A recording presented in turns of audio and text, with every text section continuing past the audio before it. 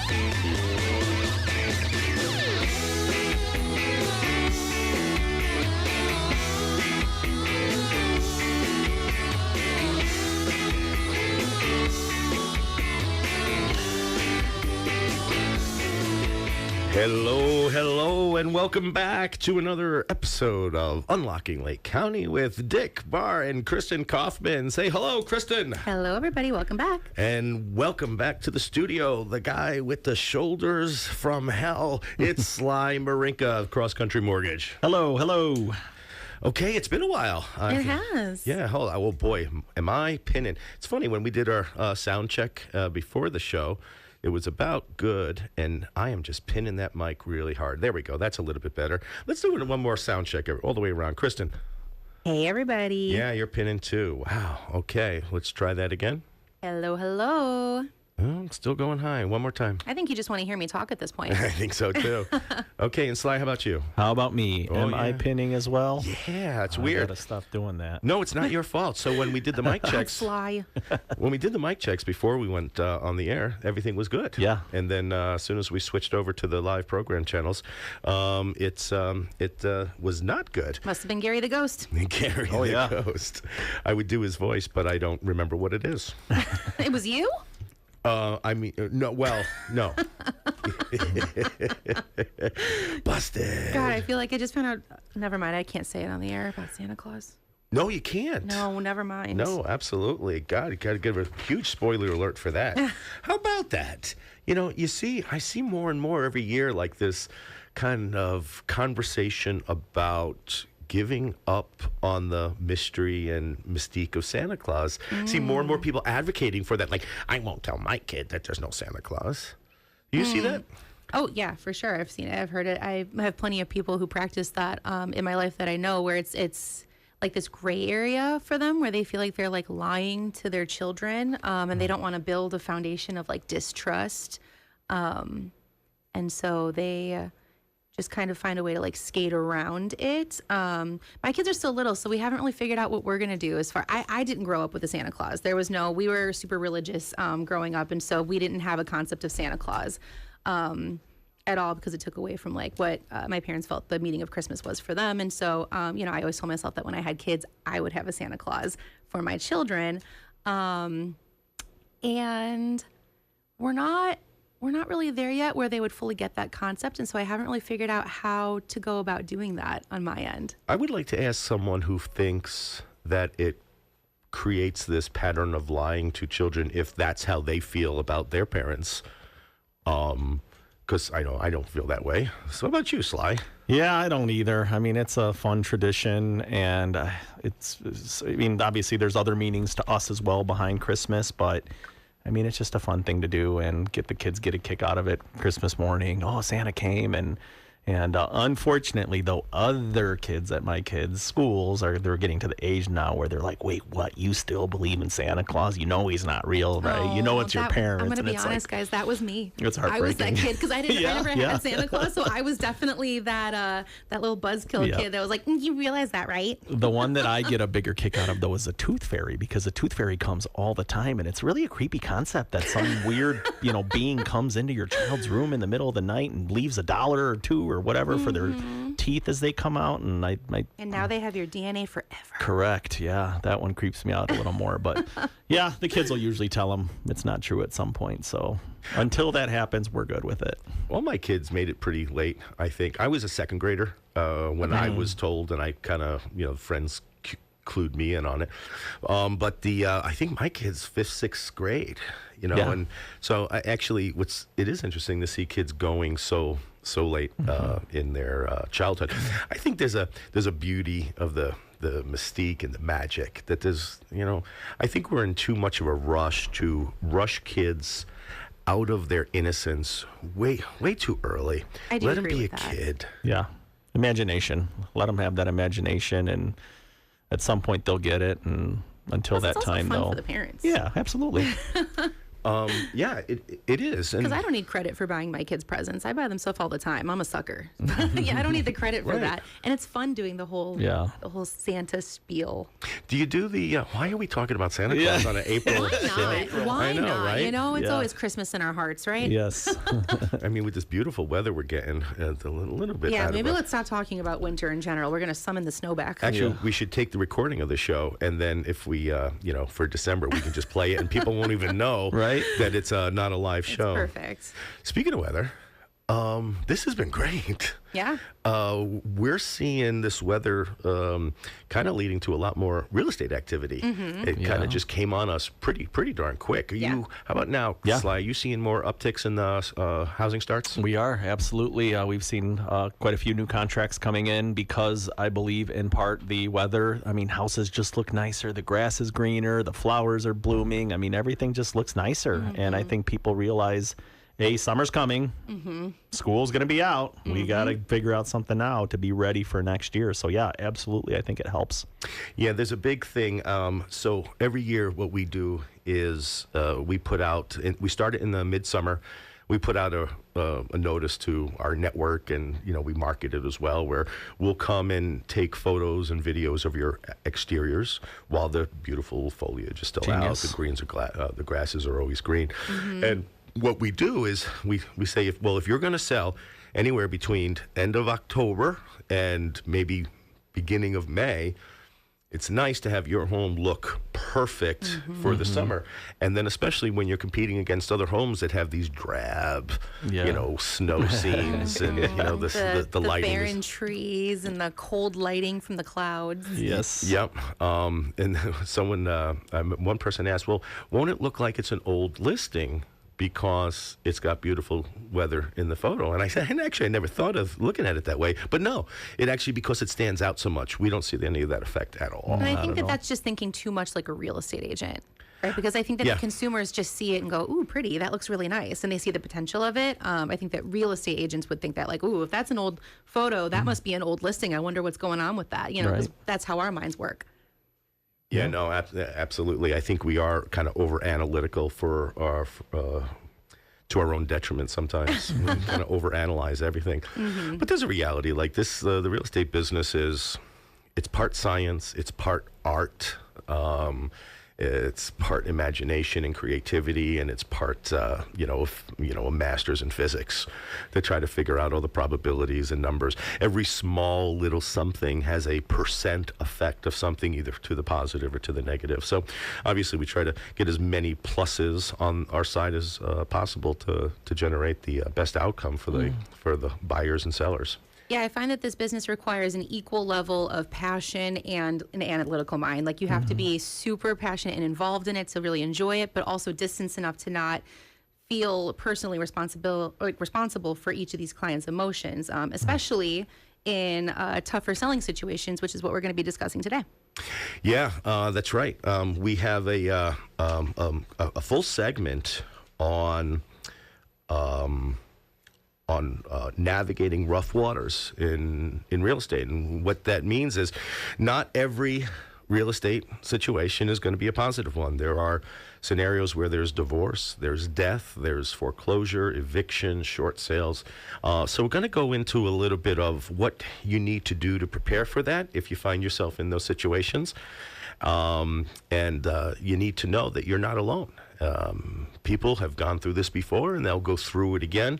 And it becomes so much more important to kind of work with professionals who can help set you up for success in those scenarios. Because let's be honest, they're not the happiest of times, and they're definitely not our favorite transactions that we go through.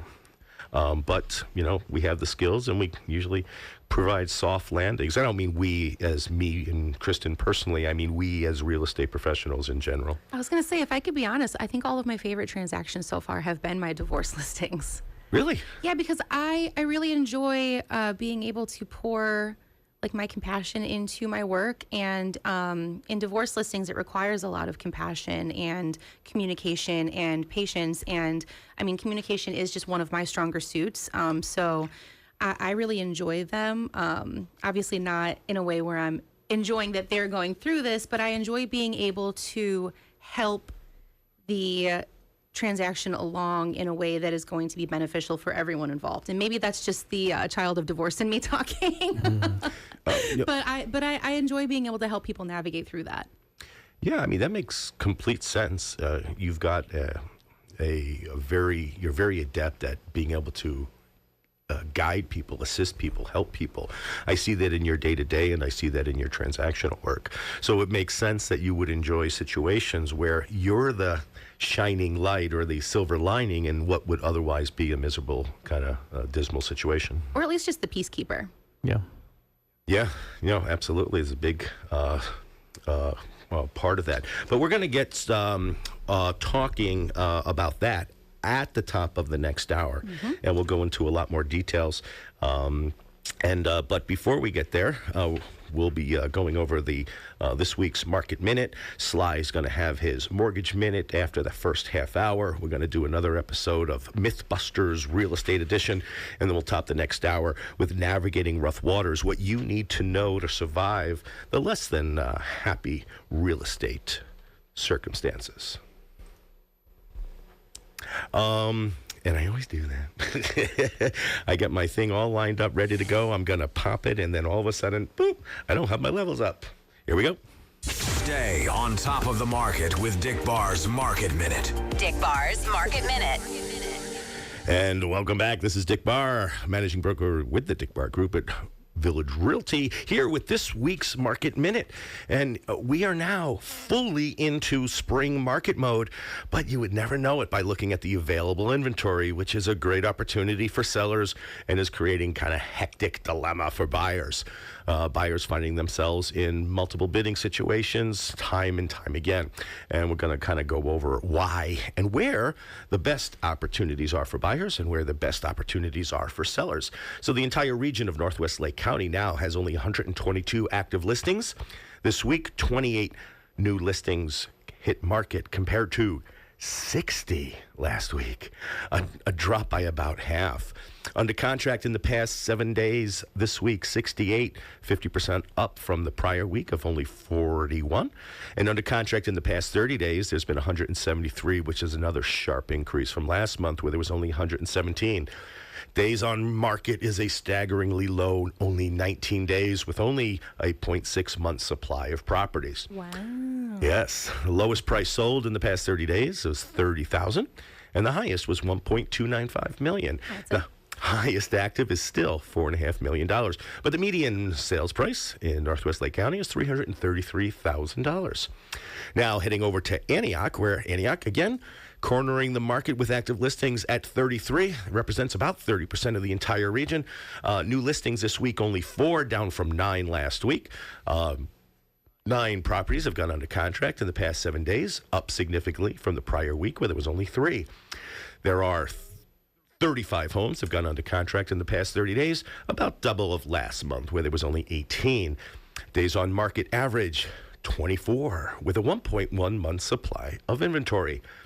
Lowest sold home in Antioch was $140,000, with a highest of $1.275, and the highest active in Antioch is $2.8 million.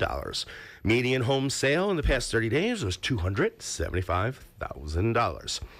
Now on over to Volo, Fox Lake, and Ingleside. Let me switch that off. Everyone wondering, like, why Kristen's lips aren't even moving. It sounds just like me, so I could see it being totally Just confusing. like, yeah. Now on over to Volo, Fox Lake, and Ingleside, where we have 20 homes sitting on the market, and 2 new listings this week compared to 9 last week. Under contract in the past 7 days, 7, about the same as the prior week where there was only 6. And under contract in the past 30 days, 12, just slightly up from last month where there was 10. Days on market average is 19 with, again, a 1.1 month supply of inventory. This area's the home of that low-price property sale of only $30,000. I wish I saw that come up. I would have snatched that right up. Yeah. With the highest sale price of $875,000, highest active price at $1.69 million, and a median price of $399,000. Now on over to Grays Lake, Gages Lake, Haynesville, Third Lake, and Wildwood, where there's 22 homes active on the market and 10 new listings this week compared to 8 last week. Under contract in the past 7 days was 9, matching last week's 9. And under contract in the past 30 days, 28, about 50% over last month, where there was only 18. Days on market average is 19 days with a 0.6 month supply of inventory. Price ranging from $99,500 to $660,000, with the highest active price on the market at $1.5 million. $375,000 is this month's median price for the Grays Lake area. Now on over to Gurnee, Wadsworth, and Old Mill Creek, where there's 19 homes sitting on the market. Only 6 new listings this week compared to 9 last week, and 11 went under contract in the past 7 days, almost double of last week's 6. Under contract in the past 30 days was 28, again about double the prior month where there was only 15. Days on market average is 19 with a 0.6 month supply of inventory. Prices ranging from $150,000 to $1.3 million, and the highest active is $1.25 million, and the median average of $412,000. Now on over to Lindenhurst and Lake Villa, where there's 20 homes sitting on the market. Only 2 new listings this week. Big drop from last week where there was 11, and 20 homes have gone under contract in the past 7 days, about double the prior week where there was 10. The past 30 days saw 28 properties go under contract compared to 24 the prior month, and a days on market average of only 10 days. Imagine that. That's the average. When the average is less than a week and a half, you know they're going quick. And a half-month supply of inventory sitting on the market right now. Prices ranges from a very low $50,000 to a comfortable $585,000, and the highest active price at $4.5 million. And the median home sale in the past 30 days in Lindenhurst and Lakeville was $329,000. Now finishing up with Round Lake, where they have only 8 properties on the market. So Round Lake's kind of taken the place of where Gurnee was sitting for so many weeks, where just such low inventory. Only 4 new listings this week. Huge drop from last week where there was 14, and 12 homes have gone under contract in the past 7 days compared to 7 last week. 36 homes have gone under contract in the past 30 days, a 50% increase from a 30% increase from last month where there was only 26. Days on market average is 24 with a month supply of inventory of only 0.2. Prices ranging from $105,000 to $475,000, with $698,000 being the highest active home on the market, and a median price, lowest in the region this week, at $282,500. And that will do it for this week's market update. Any surprises there, guys? Honestly, I'm constantly floored by how quickly everything's going. Absolutely. Constantly. Yeah. If you want to sell, now's the time to do it. Absolutely. It's I've never seen such a prolonged, strong seller's market in my entire career. Yeah, same. Me either. Same. Going back 20 years. This is year 20 for me, by the way. Hey, congratulations. Happy anniversary to me. Hey. So I got in right before that big buildup of the 2008 crash. So 2004 is when I got in. And we had several years where it was growing and building and building and growing. But a lot of those purchases were investor purchases. They weren't really so much family moves. They were a lot of speculation buying and flipping and rehabbing. But what we're seeing now is most of the buyers are people who have to buy a place. They have to live somewhere. Investors are definitely trying to acquire properties in the low end, and a lot of them are overpaying for properties just because they have to put their workers to work. Otherwise, they're going to lose their workers. So they're paying more probably than they need to, and they're profiting a little bit less. But in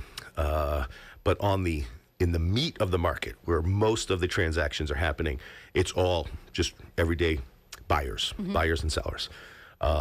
Sellers who might be in a situation where they're just using their equity to downsize or move out of the state, and then buyers who are really just forced where they have to buy something.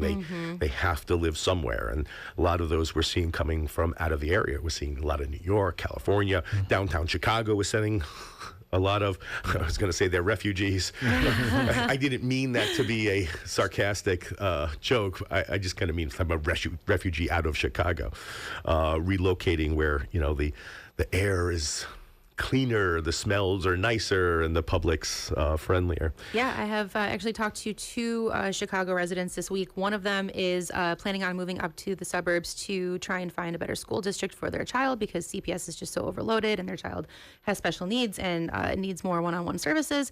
And the other one is just sick of rent increases. They had just had their rent increase by $400 a month. Wow. $400 a month. And they were like, I'm so sick of this. I need to try and find something to buy. Yeah, I had a conversation last week too with someone who's went up 200, and that was shocking. That's significant. Yeah, it was over 10% increase for them. And what's weird is they were a long-term tenant. They take care of the place when the sink stopped up. They clear it. They don't make the landlord go out and get a plumber for every little thing that needs to be done. But these landlords are saying, well, these dollars, that's significant. We can raise. Yeah. We can raise an amount of $400. That's almost $5,000 a year. Yeah, it's a little opportunistic. They're taking a look around and they're seeing, well, everyone else is charging higher rent. Yeah. I bet you I can too. Well, and to your point earlier about the investors, so I have a friend / client that this week he got a notification that he has 30 days to be out of his home because his 2-unit that he lives in, he rents one side, was sold to a group of investors that are looking at it like he is way underpaying. He had a sweetheart deal from his landlord. It was with a handshake. There's nothing on paper. And they're giving him 30 days to get out and find something. And he's not going to be able to come anywhere near what he was paying because he did have such a good deal. But if I'm buying a place like that, I mean, an investor's going to say that. An investor's going to say, hey, the market rent is $1,500. You're paying $800. That's less than half. So I see both sides of it for sure. Yeah, I mean, 100%. There's a point of diminishing return when a landlord says it's worth it to accept less rent in response to loyalty and lower number of headaches from me having to go out there, right? At what point does it no longer make sense for me to continue to discount and risk having to relet it every year when those numbers are significantly higher? My neighborhood, maybe 7 years ago, you could rent for about $1,500 a month, and now it's like minimum $2,800. Yeah. It over 5 years. Right. Big drop. But you're looking nationally, and it looks like the sentiment of investment-held rentals is coming down. Okay. It hasn't translated here, and I don't know if it will translate here, partly because Chicago's market has always been a little bit isolated from the rest of the country. When other areas like Arizona, Florida, California have significant upswings, we don't have those. We have kind of... A guy sold me a car once, told me this expression, and I love it. He said, it's not revolutionary, it's evolutionary. And that's kind of been the Chicago market. It mostly evolves up or down, with the big exception being 2008, when housing took about a 40 to 50% drop, what seemed like overnight. Do you have any opinion on why the market stays a little bit more predictable in our area? Kristen, I have an opinion on everything. Perfect. Yeah, I do, actually. I think it's directly tied to the high taxes of Illinois. So I think the high taxation keeps a kind of a thumb on the scale of housing here, because it's significant. You know, the average tax in our area here is between $7,000 to $10,000.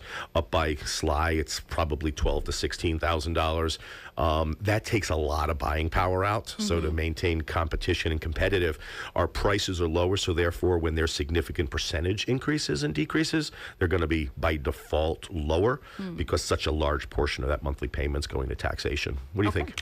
Yeah, I think that's part of it. I also think that, I mean, the speculation aspect. I mean, you look at California, Arizona, they're building like crazy and there are mansions everywhere and the prices. I mean, people just want to be there. They want to live there. So I think the speculation aspect of it also. Here, we don't really see that. Yeah, there is some construction. There are some, you know, on the North Shore, you see some spec homes going up, but it's not like in droves. It's not like whole neighborhoods of, you know, multi-million-dollar homes being built. I just don't think there's as big of a demand for that here.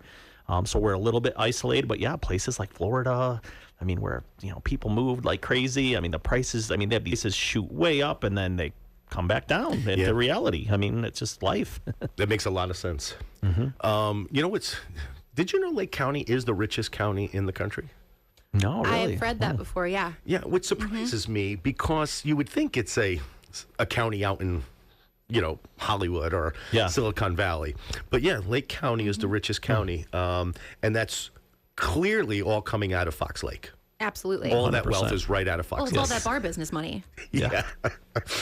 No, obviously it's on the sliver of, you know, Lake Michigan, you know, and those beautiful. Have you ever driven down Sheridan Road? 100 times. Yeah. I used to drive down to Lake Michigan to watch the sunrise with my friends, like all the time. Oh, really? Oh, that's cool. I never thought about that. Yeah, I would go over to the hotel that's there. I think it's in Beach Park, technically. Yeah, Illinois Beach Park. Yeah. That's the one. Yeah, we would go there at 3:34 in the morning, and we would just hang out and watch the sunrise and have super long, beautiful discussions. Honestly, one of the best times of my life. Do it. You got to do it. Oh, well, yeah. I don't know if you knew they closed the hotel there, and I would go anyway. Yeah, I saw they just reopened it. They just reopened it. I did see that. Yeah. Yeah.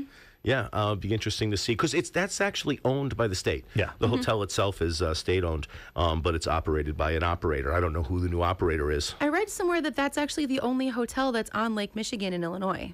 I don't know if that's true, but I think I read something about that. I don't know of any others. I was really surprised when I heard that, but I mean, the Drake is across the street, but besides that, yeah, I don't think there's any others. It's interesting. I don't know. Yeah, huh? Like you'd think there'd be more. That's why I thought it was kind of the water's too cold. But even just the view is worth it, I think. True. Yeah, so if you think about downtown Chicago, what have you got? You've got the kind of the certain areas where it's train yards between buildings and the shore. In the Loop, in the Loop and North, you've got Lakeshore Drive. That is the border, and that goes all the way up. There's some beaches on the So there's very few buildings until you get into like maybe Evanston. I think you start getting some buildings. Yep. Yeah, you see a lot of homes near the lake once you get into Evanston. Sure, Evanston and Wilmette or Winnetka and further north. But Rogers Park though has some buildings on the shore, don't they? Yeah. I think so. Lincolnwood and Rogers Park and that area just between Evanston and the city. I'm pretty sure I can't think of any hotels that are over that way. No, I can't either. Yeah, I lived in Rogers Park for a little bit. Oh, did you? I did. Oh, I didn't know you were a city girl. No, for a little bit. I was helping a friend finish out a lease. I figured, why not? Yeah. Oh, that's cool. It was a lot of fun. So I'm so talkative. We didn't even get to any of what I wanted to talk about for the, what was I going to talk about? Oh, yeah, the unpermitted work and what that means in a real estate transaction. So we're not giving up on that. Okay. We're going to talk about that later. Perfect. I'm sorry to all you listeners. We just go off on these tangents. That's why I like this show. I think it's such a great conversation. It's for us, really. We have fun. And, quite honestly, I prefer it this way. I'd rather not go by, kind of a regimented script. And I enjoy what you guys have to offer from your expertise to your personalities and styles. So it makes that a lot more fun to me. But when we come back, we're going to talk with Sly about what's happening in the mortgage market right now. And brace for it. It ain't good news. But we're also going to talk about something that comes up almost every time we list a home is if you've built something into your house that needed a permit, What do you do when it comes time to sell? Did you finish a basement? Did you build a deck? Did you add an addition? And does the tax man know you did it? Did you get the permit? Yeah, the permit, not as important as the tax implication, but the permit does trigger the permit almost always.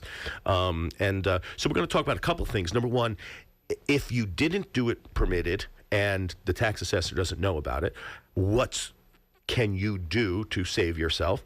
And also, we're going to give you some good ideas on why you should do it the right way, because there's some benefits not only in having professionals come in and vouch for the work that's who is not the person doing the work, and then the side benefit of there's a home improvement tax deduction you can get. So you can tell the assessor you're doing this work, and they're going to limit that tax dollar for about 5 years. So we're going to talk about that when we come back as well. So want to thanks for joining us in this first half hour. We will be back shortly. We got a 5-minute break, right? Unlocking Lake County with Dick Barr will return in just a few moments after these important messages. Don't touch that dial.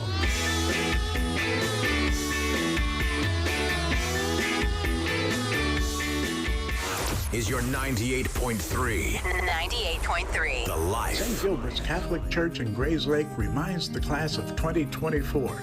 Each year, over half of all traffic fatalities involve teenage drivers. During your prom and graduation festivities, remember, underage drinking is illegal. Driving while under the influence of drugs or alcohol is lethal. Drive with care. Don't take that dare. The life you save could be your own. This from St. Gilbert's Catholic Church in Grays Lake. For worship, they can be reached at 847-223-4731. You're listening to Unlocking Lake County with Dick Barr.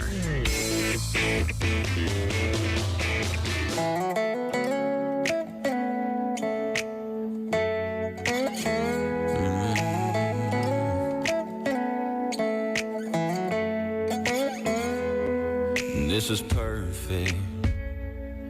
Come kiss me one more time. I couldn't dream this up, even if I tried.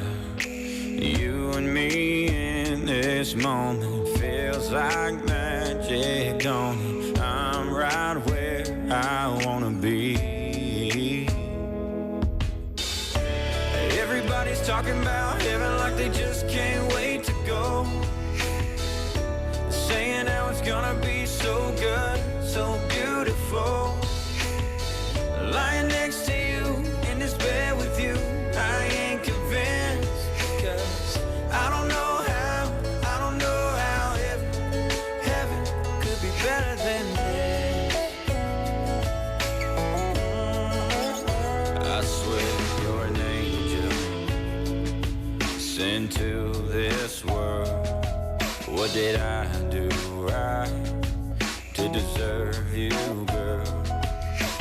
I could stay here forever. I'd be fine if we never had to even leave this room.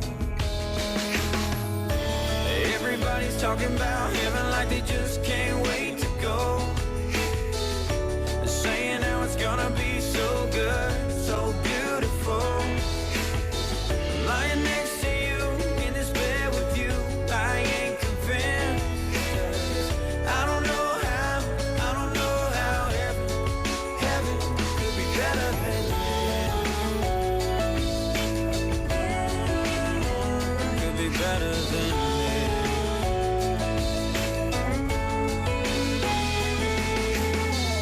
this. Everybody's talking about heaven like they just can't wait to go.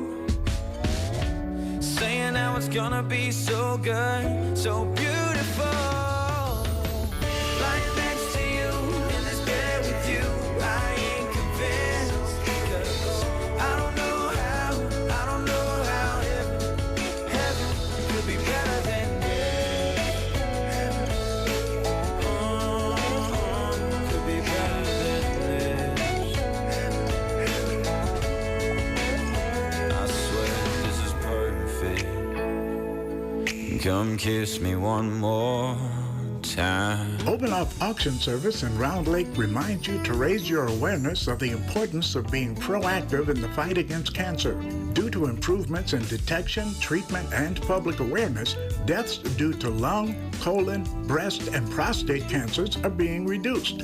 Cancer is a tough topic for people to confront, but if you take the time to be informed, you can greatly reduce your risk. This from Open Off Auction Service in Round Lake, working to make our community even better. Remember, an ounce of prevention is worth more than a pound of cure.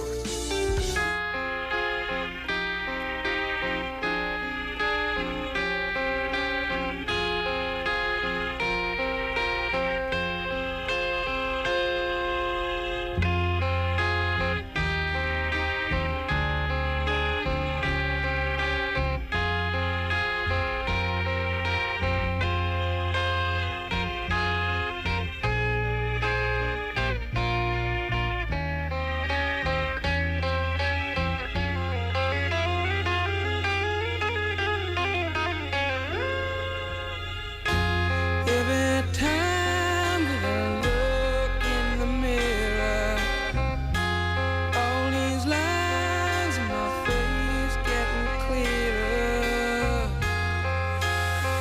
The past is gone, it went by like dusk to dawn. Isn't that the way?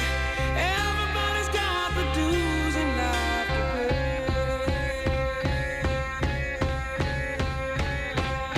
Yeah, I know nobody knows where it comes and where it goes.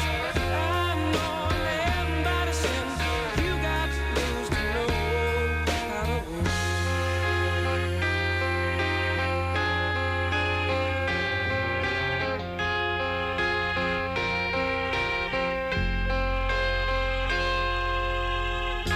Half my life's in books, written pages. Live and learn from fools and from sages. You know it's true. All the things come back to you. Sing with me, sing for the year, sing for the laughter, sing for the tear. Sing with me, just for today. Maybe tomorrow the good Lord will take you away.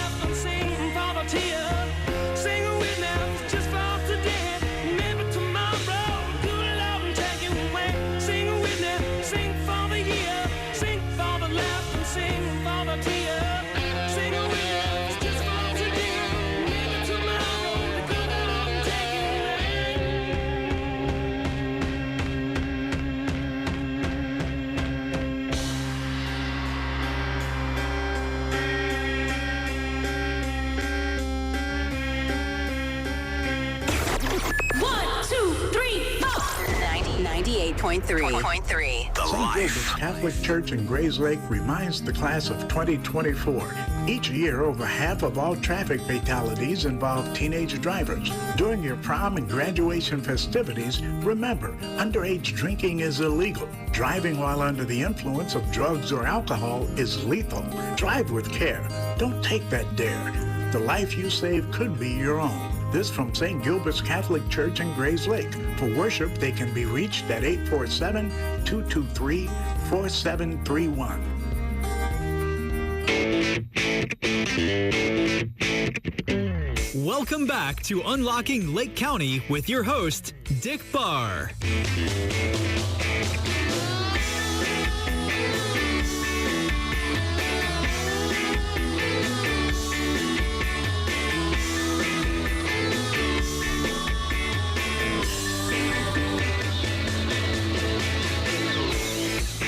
And welcome back to Unlocking Lake County. In the studio, I'm joined by Kristen Kaufman. Hi, everybody. And Sly Marinka. Hello, hello. Thanks for joining us for another fun episode of Unlocking Lake County. And we're going to get started. I promised that I wouldn't screw up the intro. So I'm not going to this time. I'm going to raise my levels first. And then I'm going to go right into it with... Here is the Mortgage Minute with Sly Marinka and Cross Country Mortgage on Unlocking Lake County with Dick Barr. Hello, everybody. Thank you so much. This is Sly Marinka with the Marinka team at Cross Country Mortgage. Happy to be here and just got a few things I wanted to go over. Dick mentioned that the news wasn't great, and he was right. I wasn't here last week. We weren't here, and last week there were some inflation numbers that came out, which were hotter than expected, and it just really created turmoil in the mortgage markets. So we saw an uptick on the 30-year fixed average, going from the low 7.1, 7.2, all the way up to 7.5%. Oh my currently. God. So that is the current national average. It's right around 7.5%. And the 15-year rate is right around 6.9%. So again, a big uptick in interest rates. And it's really a product of this nagging, continuing inflation that we are seeing. In December, the Fed came out and said, it looks like inflation is cooling and we should see, 6 rate cuts next year. And the markets reacted wildly to that, and interest rates started coming down to the, low to mid sixes. And, everybody in the business thought, wow, that's great. We're going to see that trend continue as inflation cools. But boy, did they jump the gun on that. So that has not happened, and each of the last 3 months now, inflation has come in hotter than was expected, and that has just caused rates to climb right back up.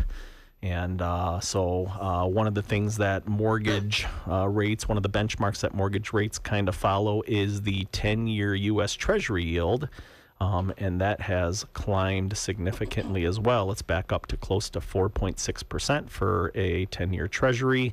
So again, interest rates on the way up. We're keeping an eye on it. We don't know if or when the feds are going to cut the rates this year.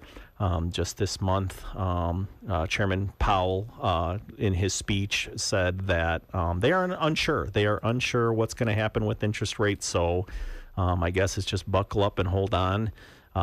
If and when rates do come down, those buyers that are purchasing now hopefully would be able to take advantage of a refinance at some point and lower their monthly payments. But for now, we're seeing around 7.5% for a 30-year fixed. So, Sly, how soon is there a time period? How soon could a buyer potentially refinance if rates just dropped like that? Yeah, I don't know that there's an exact, you have to wait this long. Most loans these days don't have a prepayment penalty, so you want to make sure you're in a loan that does not have that. But there obviously are costs that are incurred. Even if the lender waives their fees, there's typically still appraisal fees, new appraisal fees that have to be done. There's title work that has to be redone, escrow. So it's just got to make sense. So for every buyer, it's a different number. So if the rates, and the other thing is rates don't typically, drop 1% and overnight. They come down kind of slowly. So, if you have a mortgage currently and, set a number in mind. Say, if I have a 7% mortgage, once rates hit 6%, I want to refinance. And that way you're saving a full percent. Generally, the rule of thumb in the past was if you could save 0.5%, it was a no-brainer to do. That's small. If you're going to stay in the loan long term. So again, it's important to have these conversations with your mortgage professional. Tell them what your plan is. Are you going to stay in the home a long time? If you're refinancing for 0.5% and you're saving $100 a month, but it costs $2,500 to do it, it'll take you 2 years to recuperate your initial cost, right?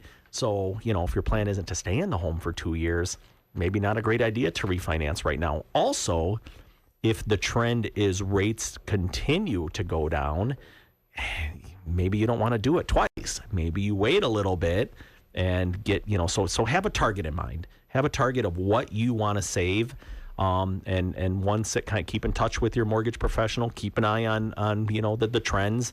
And once it hits that, it's time to go. I have clients that would refinance to save anything. They hate paying interest. And, I've refinanced people for 0.25% before, just because long term, for them, if they're going to stay in the loan for a long time, you will save money eventually. So it really just is up to each individual, client or borrower to determine what's best for them. And a borrower can sit down with you and you can help them do a kind of a cost benefit analysis. Absolutely. We have programs that do that. We plug everything in. The system tells them how much you're going to save if you stay in the house 9 years or in the loan, 7 years or however long it is. We have software that does an amazing job of providing that cost benefit analysis. The other thing we're seeing is I have gotten some calls, even at these higher rates recently, for people looking to take cash out to consolidate their debt. If you're paying 30% or darn near 30% on, $50,000 in credit card debt, at some point, even if you're the rate 7.5% on a mortgage, you're paying it over 30 years. It's a fixed rate and you're paying principal and interest. So, if you're in a situation like that, reach out to, and you have equity. Obviously, you have to have equity to do that. But, before you let things start going, negative, maybe reach out to your mortgage professional and see if there's, anything they could do to help you. Because even if your mortgage is going up in rate compared to what you have now, if you're consolidating that debt and getting rid of, the high interest credit cards and rolling it in, there are times where that makes sense to do it because your overall monthly payment actually drops and you're actually paying off principal, not just interest, which is what the minimum payment is on a credit card. So just always happy to help. And if you have a good mortgage professional, reach out to them. If you're in that situation, don't let it go. And, I've had clients that have let it go until they start missing payments. Yeah. Once you miss a mortgage payment, it's really difficult to get anything like that done. So if you're in a situation like that, reach out to somebody before that happens. Just go ahead, Kristen. I've read recently, and actually, Sly, I'd love you to be able to confirm this if this is true. I read recently that actually the biggest damage to your credit happens within those first 30 days of those missed payments. And obviously, if you continue to miss payments, your credit will continue to suffer from it, but that the biggest hit comes from that first 30 days of missing payments. Do you find that to be true? Absolutely. Yeah. It's the more recent you are time-wise from a derogatory event, the lower the credit is. Yeah. So the second you get a medical collection or a missed car payment or, heavens forbid, a missed mortgage payment, your scores tank right off the bat until you can reestablish your ability to pay. And then once it happens more than once, at that point, it's really, really difficult to get anything done. So don't let it get to that, especially if you have equity and you're in a position where you could tap into some of that equity and, relieve some of the payments. Because, I'm seeing a lot of people are struggling. With the cost of living, the inflation that's out there, and, people are struggling. So it's important to remember that. Don't let it get to the point where you're missing payments because that's really going to hurt you. I remember back in 20, Americans in general were putting away, they were paying off debt and they were putting away tons of savings and investments. And now what we're seeing is that that debt has been increasing and the savings have been depleting quite fervently. So I'm not surprised to hear you're saying that people are starting to tap into their equity because it's there. Yeah. Thank God it's there. Right. You said you wanted to say something about VA loans. What was that? I did, yeah. The national average I'm looking at right now for the 30-year fixed conventional mortgage is around 7.5%. The national average for a VA loan currently is 6.97%. So that's about 0.5% difference. If you have your VA benefit and you're able to get a VA loan, it's a great way to save some money, get a lower interest rate. You could borrow up to 100% of the price of the home. There is no monthly PMI like there would be on a minimum down payment conventional or FHA loan. And if you have any service-connected disability, you don't pay the funding fee that is typically rolled into the loan.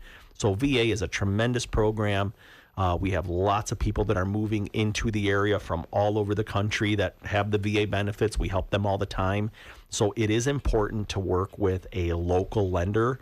I've seen lots of cases where, people had gone online maybe and found a lender that's not in the state. They don't know how we do things in Illinois. They don't know, what the rules are, how high our taxes are. Yeah, so it's unfortunately been kind of common to see, mistakes being made on pre-approvals and just things like that. So it's very important, even if you're a veteran, even if you're active duty, talk to somebody local. Don't just go online and go to the Veterans United or whoever. Although they do a good job too, I'm not knocking them. It's very important to get a local VA lender, on your side. Someone that listing agents will recognize. That's a huge deal. I have clients all the time that they'll call me and say, "Hey, I'm already pre-approved with." Schmuck at Mortgage or whoever, and I can't get my offer accepted. I put in offers and they say, no, we don't want to work with, that lender. And so, again, not knocking anybody, but it is important I believe, to work with a local reputable lender that's name is known in the community, that, agents are going to respect. They see the pre-approval, they know it's going to close. So I think it's important for VA especially because a lot of times they just go online and there's a few big lenders that do a lot of VA and that's just who they gravitate to. And it's also important that to shop because for instance we don't charge the origination fees that a lot of lenders charge on VA loans. So we can actually save people money in a lot of cases. So just keep all your options open. Very important, especially like I said, the VA loans, they're specific. You have to qualify for it. You have to have earned that benefit. And it's a tremendous program. I just can't stress enough to work with someone local when you're dealing with that. Yeah, obviously I'm a big believer in working local because that's where the relationships are. Our job when we're representing a seller is to provide them with information, and all of these companies have reputations. They could be good reputations, they could be bad, they could be indifferent. One thing that I know is when we get an out-of-state pre-approval from a lender, first thing we're doing is we're calling that lender to say, hey, you approved this buyer for $400,000. Did you know the taxes are $16,000 on that approval? Right. Oh, no one told us that. Yeah. The approval is actually $250,000 now. Correct. So it happens all the time. Another good reason to work local. And again, at the end of the day, it's the seller's choice. Of course. It's not ours as listing agents, but we are providing the seller with information. When we have a lender that we know their track record, we know they answer their phone, we know their underwriting procedures, we know how long their underwriting takes, what the different variables might get kicked out. All of those things are things that we tell sellers, and that's part of the information package. So when they're making a decision between 27 offers, when some of those offers are the very similar, if not the exact same price, all these other factors come into play. Yeah. Then when we get offers from agents, the first thing on their list in their email to me is, here's our offer. It's with my preferred lender. Here are the details of the offer. Because they know that's one of the most important things that we'll consider. Is the type of loan. Is it FHA, VA, conventional? or cash, obviously. And then what are the terms? What's the down payment? Is it 0%, 5%, 10%? Now, VA gets a pass on that down payment stigma. Down payments, typically in the conventional and FHA world, the lower that down payment, the weaker the perception of that offer is. Yep. But in a VA, completely different, because that's a benefit that our service members get, is to be able to get into a home with zero down payment and no PMI. So in other loans where the down payment is a bar necessary for that person to be able to qualify to buy, in VA it's different. It's here's a benefit, take advantage. And I'm a big believer in mortgage debt.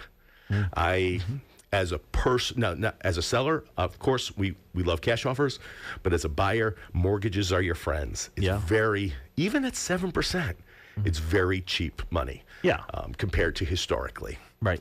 What is the SPY now? Right, SPY now is tracking over the past 5 years 11%. So you can pay off your loan or throw your money into the SPY and then get 11% versus the 7% you're spending. Sly, I just kind of want to summarize the takeaway message here that I'm getting. So one of the things as a realtor that I always encourage potential clients to do is to interview realtors to make sure that you're finding someone that you want to work with, right? You don't have to go with the very first person you spoke with just because you spoke with them. And what I'm hearing is that you can and should also shop around when it comes to your mortgage. And I'm not sure that people really realize that you can even do that, that you don't have to go with the first person you speak with just because they gave you a number and you gave them your information. Is that correct in what I'm hearing? Absolutely. So, I mean, obviously you have to give your information to multiple people, but the beauty of it is, we have to check your credit, just like the last guy did, just like the last, but the beauty of it is, if you're doing that within a certain time frame, it's treated as one inquiry. So everybody gets the same credit report. Oh, that's great. So the scores stay the same. It doesn't hurt your credit, by having multiple lenders check your credit within a certain time period. It's typically 30 days. Okay. So yeah, I mean, you could absolutely get multiple opinions. The only thing with that is because there are some lenders that will promise this interest rate, but you don't actually get to lock in until you get your contract accepted. So, rate shopping at that point in the game isn't really, because nobody knows what the rates are going to do. If you find a house in the next 60 days, I don't know if it's going to be 7.5%, if it's going to be 6.5%, if it's going to be 5%. We don't know.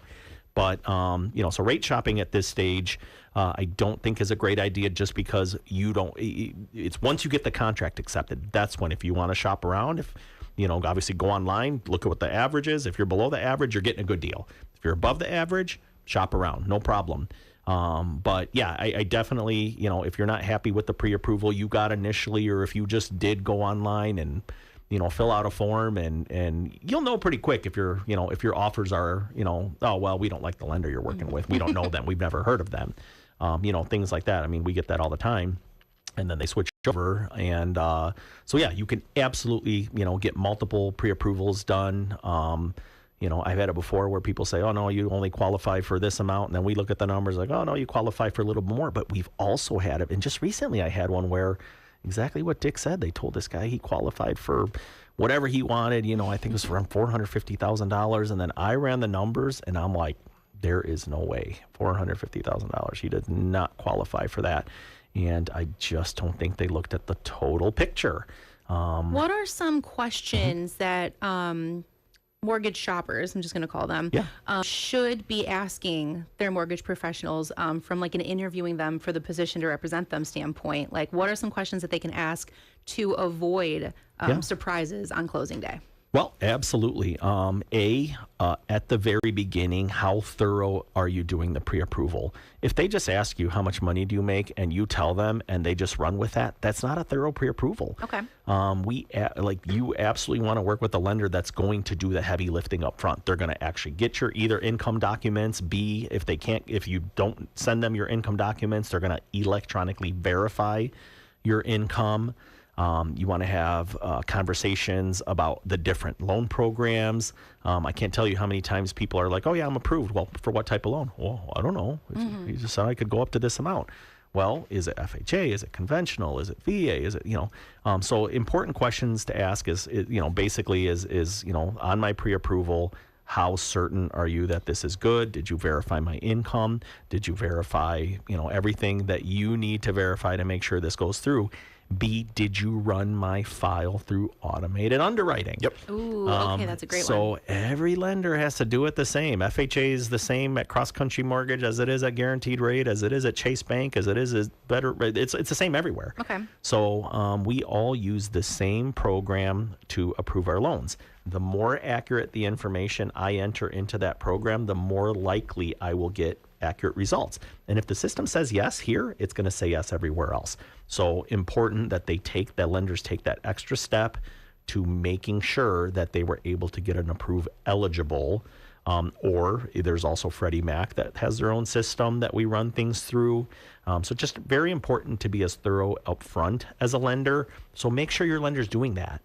If they're not asking you to verify these things and they're just saying, oh, yep, you're good to go, I'd be a little leery. So even though that initial conversation can be a little bit more mentally taxing on the consumer side, to speak with a detail-oriented local lender, that's actually a good thing. So if it's sounding too easy, that should be considered maybe not a red flag, but something adjacent to that. It's a red flag. Okay. Yeah. In fact, there was a local credit union for a while, and I don't know if Dick ever came across this, but there was a local credit union that you could go online and type in your information, type in your income, type in your credit score, and it would spit out a pre-approval letter. I was literally just going to ask you if you remember the online pre-qualification generators. Yes, Okay. and it would literally give you a letter, and all these people are going and putting offers in on houses, and then 2 days after the offer went in, well, wait a second.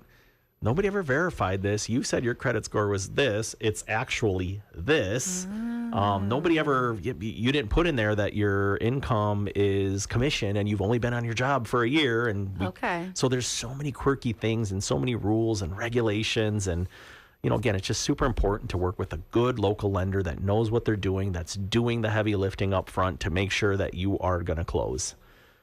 That's such important information. Yeah. Yep. Can't stress it enough. Well, I did it again. I did it. Ooh, go ahead. You know, that sounded great. No, I'm pretty sure that's a licensing problem. I think so too. I did it again, so I lied. I said we were going to get to the unpermitted work and had to get around that. But we missed that for this half hour. But that's okay. We'll either save it for the next hour or we'll talk about it in a future episode. That's the nice thing about having weekly shows. There's always something to be put on to the next week. But Sly, thank you very much. I mean, that was awesome information, as it always is. And I agree 100% with everything you said. And I agree, because if I didn't, I'd be interrupting you and contradicting you all day long. It's so true. Just ask my wife. Yeah. We got to take another break. It's the top of the hour, so sit right tight. We'll be back in just a couple of minutes. Unlocking Lake County with Dick Barr will return in just a few moments after these important messages. Don't touch that dial.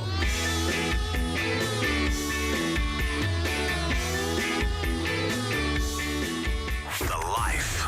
98.3 The Life. Auction Service in Round Lake reminds you to raise your awareness of the importance of being proactive in the fight against cancer. Due to improvements in detection, treatment, and public awareness, deaths due to lung, colon, breast, and prostate cancers are being reduced. Cancer is a tough topic for people to confront, but if you take the time to be informed, you can greatly reduce your risk. This from Oganoff Auction Service in Round Lake, working to make our community even better. Remember, an ounce of prevention is worth more than a pound of cure. You're listening to Unlocking Lake County with Dick Barr.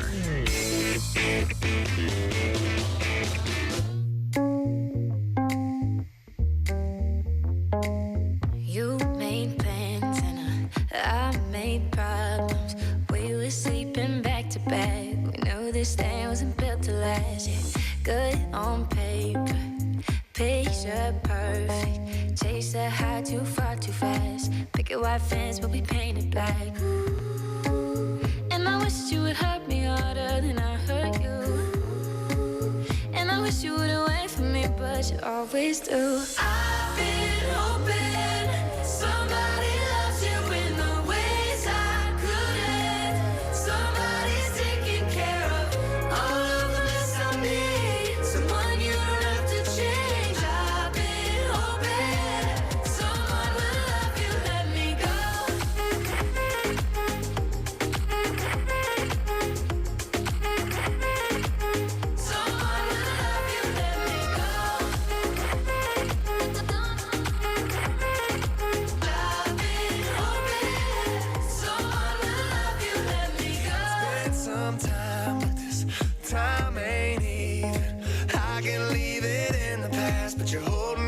what you never had. It's good on paper, picture perfect.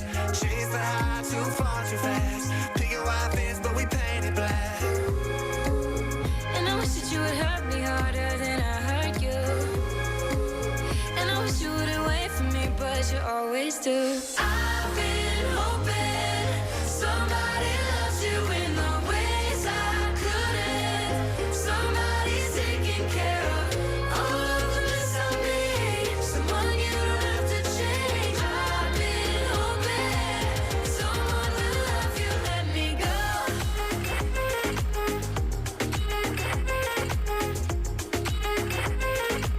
Someone will love you, let me go. I've been hoping someone will love you, let me go. Someone will love you, let me go. Someone will love you, let me go. Someone will love you, let me go. Someone will love you, let me go. Been hoping somebody loves you in the ways I couldn't. Somebody's taking care of all of the mess I made. Someone you don't have to change. I've been hoping someone will love you, let me go. St. Gilbert's Catholic Church in Grays Lake reminds the class of 2024. Each year, over half of all traffic fatalities involve teenage drivers. During your prom and graduation festivities, remember, underage drinking is illegal. Driving while under the influence of drugs or alcohol is lethal. Drive with care. Don't take that dare. The life you save could be your own. This from St. Gilbert's Catholic Church in Grays Lake. For worship, they can be reached at 847-223-4731.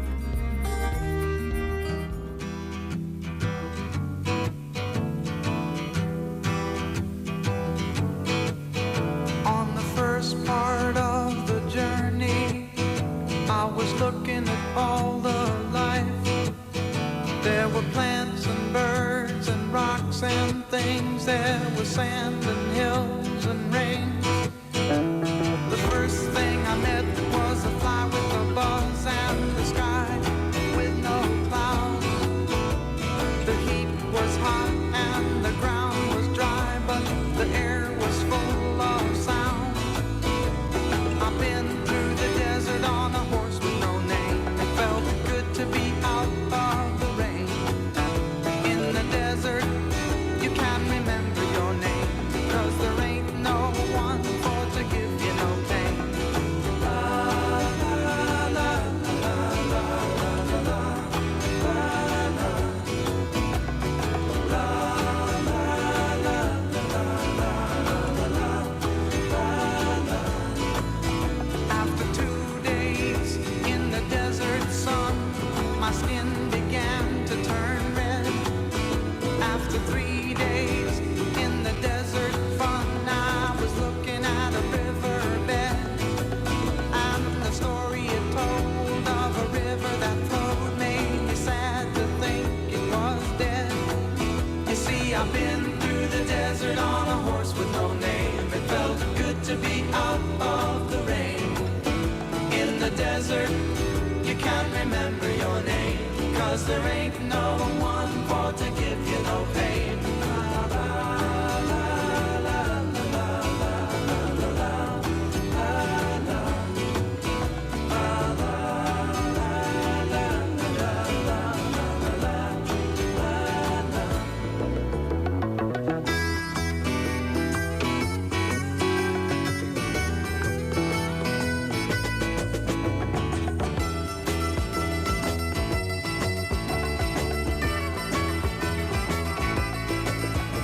After 9 days, I let the horse run free, 'cause the desert had turned to sea. There were plants and birds and rocks and things. There was sand and hills and rains. The ocean is a desert with its life underground and a perfect disguise above. Under the cities lies a heart made of ground, but the humans will give no love. You see, I've been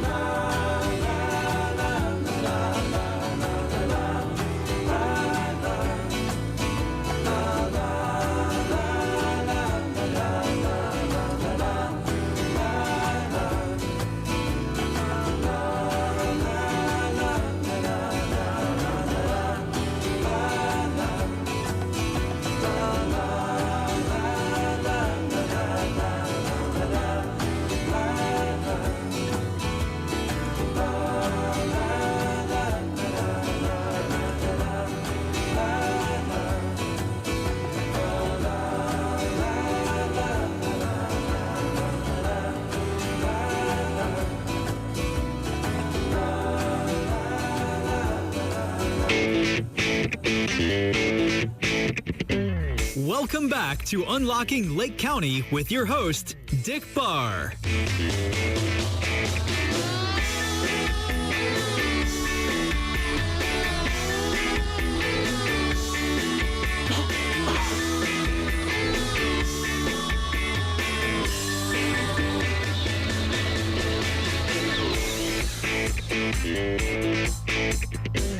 And welcome back for the second hour of Unlocking Lake County with Dick Barr and Kristen Kaufman. Say hello. Hi, friends.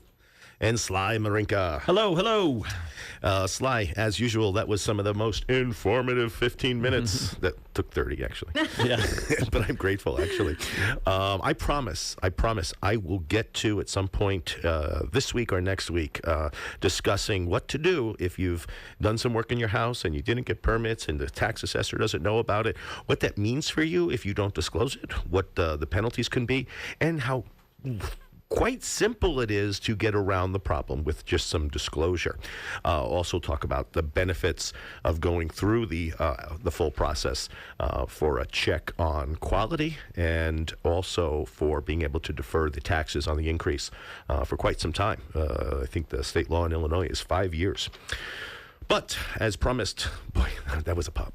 On the second hour, we're going to talk about the less happy side of real estate. We're going to talk about navigating rough waters in a transaction when the circumstances surrounding the sale are less than happy. And these are issues like divorce, short sales, foreclosures, evictions, and maybe in certain circumstances, the death of a resident or co-owner of the property, and what that means, and ways that you can limit the pain instead of stacking or amplifying the pain. And Kristen, we're going to kind of pass this over to you because you very recently just completed a transaction in divorce. Why don't you tell everyone kind of your experience, and so some of the challenges you faced and some of the strategies you used to keep everything moving. Sure, absolutely. So in the divorce listing that I recently handled, I was actually very lucky in that this was a very amicable couple. Honestly, upon even doing the listing appointment, I had no idea that they were divorcing while they were showing me around the house and everything was going well. And then we sat down at the table to have like the why are we here discussion. And they were like, well, we're getting divorced. And I was, wow. what? Really? So matter of fact. Yeah. I didn't know that. Okay. I wouldn't have guessed that. Here we are. And it immediately helped me switch gears as far as what conversation I was having, right? So upon finding that out, I wanted to make sure both of them knew right off the bat. I told them both, I said, okay, great. So here's what I am going to do. This is going to be one of my boundaries that I'm going to hold. I will not have a discussion with one of you that I'm not going to turn around and have the exact same discussion with the other. I would prefer to do joint phone calls. If you are not comfortable with that, I completely understand, but I will be having the same conversation with one party and then the same with the next. There will be no surprises. There will be no secrets. That is something that I, to maintain professional boundaries with you guys, will be doing. I want you to know that up front. That's a big one because it's important that they know, both of them know, that there will be no favorites in this transaction. Exactly. They're both equal clients. Absolutely. And then from there, we had a discussion about responsibilities, right? So you guys are going to be splitting. Great. Have you guys had a conversation about who's going to be handling different portions of this timeline, right? So have you already discussed who's going to be moving the stuff out of the house, right? Is one person just up and leaving the other person to deal with it? Have you decided who's going to be here maintaining the house during the sale process, making sure that it looks good for showings? Are you both going to be staying here? Are either one of you going to be staying? Are you both leaving? So kind of just discussing some of those action plans in a bit more detail than you typically would on just like we're upgrading type of listing appointment, because it's good to get a lot of that stuff out of the way in advance, because divorces by nature tend to get a little bit more stressful as it progresses and as it gets closer to the moment. And so it's good to have those pre-decided conversations in the beginning so you have something to default to when conversations maybe get a little bit more heated. Another thing that I made a point of doing, and I will continue to do this moving forward too, is making sure that I had a level of compassion and maintaining my tone during times of delivering news, right? So like we had offers and that's exciting. And we had offers over the listing price and that was super exciting, right? But it's not maybe that exciting if you're the person who's going through this and it just means you're that much closer to splitting and maybe it's not super what you wanted and you're not super happy about it. So I'm not going to be like, aren't you guys happy? This is great news. Congratulations. This is awesome, right? I'm just going to kind of present it and let it be sort of neutral. And that's important. And so absolutely. Know your audience. Exactly. And I mean, even just down to things like a closing gift, which is something that happens with real estate agents sometimes when they want to just be like, hey, thanks for choosing me at the end of a transaction. It's not going to be a congratulations on the sale of your house, because like, again, they're maybe not that happy about it. And it's just something that I like to take into consideration. I never want to add to someone's pain by isolating them and making them have to perform happiness in a situation that's actually painful for them on the inside. Right. And so that's just an aspect that I bring to the table just from the compassion side of things. But there are also aspects of doing divorce listings that are just from the like practical standpoint that are important to consider. Like, what is your purchase eligibility going to look like after this divorce? I recently saw on a class that I was taking about this that somebody had mentioned that they actually bring their mortgage professionals with them to the listing appointment when they know it's going to be a divorce appointment. And the reason that they do that is so that the mortgage lender can just have a very brief discussion with both parties about the moves that they can and should be making during this transition process, so that they don't accidentally put themselves in a position where they can't actually go and buy something on their own afterwards. Sure. Have you ever attended a divorce listing appointment? I have never attended a divorce listing appointment, but I have been called many times while the agent was there. So I wasn't there in person, but I was there over the phone, giving, kind of the lender's take on things and what to watch out for. And so, yeah, I mean, I've been involved in that process, unfortunately, many, many times. And it's good to get real information from a good lender that has navigated that before and can avoid the pitfalls. And do you want me to spend a few minutes talking about kind of that? And if you want to, if you're ready. Yeah, go for it. So it's very important to know what it is, A, you want to do, your situation, and B, to talk to somebody kind of before the paperwork gets filed. It's important just so that they can tell you the steps and they can walk you through, because once the paperwork is signed, the cat's out of the bag, right? So at that point, it legally does have to be disclosed. And there are some lenders that'll make you wait until everything is finalized. And if the courts are busy and it takes a long time, I mean, and you want to be out and you can't because you're tied up in the courts, that could be a problem. Not all lenders are like that. Some lenders will work with you during the process. There's just specific paperwork. You need the petition, you need the response. They need to make a decision on whether or not there's going to be alimony and child support. So, there is a little bit of back and forth, but. And for those who don't know why, it's because that's considered part of your income then that can be considered or when your it debt. comes. Yeah, it's part of your debt. So if a party that's wanting to buy another house may be responsible for paying, we have to know that to calculate it in their debt to income ratios. As far as income, so if a party is receiving or potentially receiving, we can't count that. Right, because they don't have a history. Right, okay. Correct. Well, that's interesting. So it's a double whammy. So you don't get to, you have to disclose it on the payee side, but the payor side, but it doesn't benefit the payee side. Correct. Not at this stage in the game. Once the divorce is final and there's, established history of receiving that, then you're fine.